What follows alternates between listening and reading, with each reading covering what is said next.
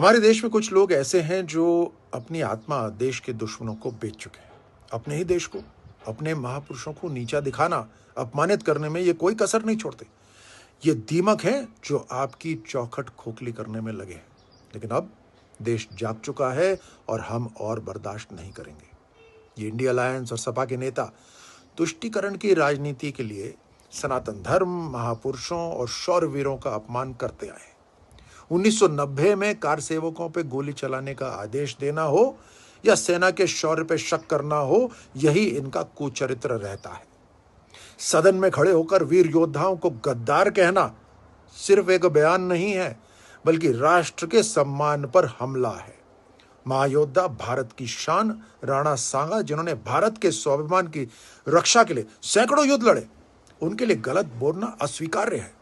राणा सांगा साहस और स्वाभिमान के जीवंत उदाहरण है। राणा सांगा वह महायोद्धा जिन्होंने 100 से अधिक युद्ध लड़े और कभी पराजित नहीं हुए। सिर्फ एक युद्ध उनके जीवन का अपवाद रहा। उनके शरीर पर 80 से अधिक घाव थे, फिर भी वे अंतिम सांस तक मातृभूमि की रक्षा के लिए लड़े। असली योद्धा का यही प्रतीक है। एक आंख, एक हाथ और एक पैर खोने के बावजूद उनका संकल्प अडिग रहा। और ये उनके लिए गलत बात बोल रहे हैं।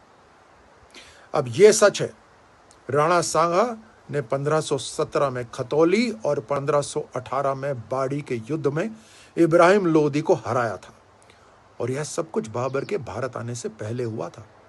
राणा सांगा ने न सिर्फ सुल्तानों को धूल चटाई, बल्कि इन्हीं राणा सांगा ने 16 फरवरी 1527 को बयाना में बाबर की सेना को भी धूल चटाई।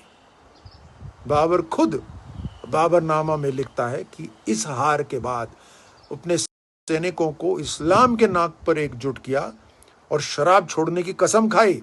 यानी बाबर को भी सांगा की शक्ति से इतना डर था कि उसने अपने पूरे जीवन को बदलना शुरू करा। चलिए, मेरी मत सुनिए, इतिहासकारों की मानिए। इतिहास गवाह है कि इब्राहिम लोदी को हराने के लिए राणा सांगा ने बाबर को नहीं बुलाया। सच्चाई यह है कि लोधी की कमजोरी का फायदा उठाने के लिए पंजाब के गवर्नर दौलत खां और लोधी के ही चाचा आलम खां ने बाबर को भारत पर आक्रमण के लिए बुलाया था। राणा सांगा भारत के वीर योद्धा है, हमारी प्रेरणा है। अपने जीवन पर खेलकर भारत की संस्कृति, परंपरा और अस्तित्व की रक्षा की।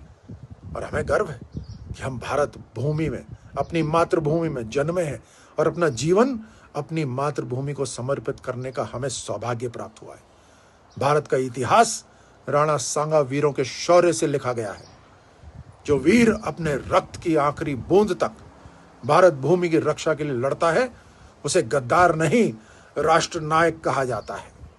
मेरे साथियों, शेर दिल हिंदुस्तानियों, जरूरत पड़ने पर हमारी तीसरी आंख खुलनी चाहिए।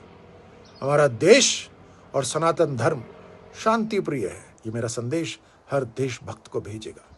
भारत माता की जय। जय हिंद।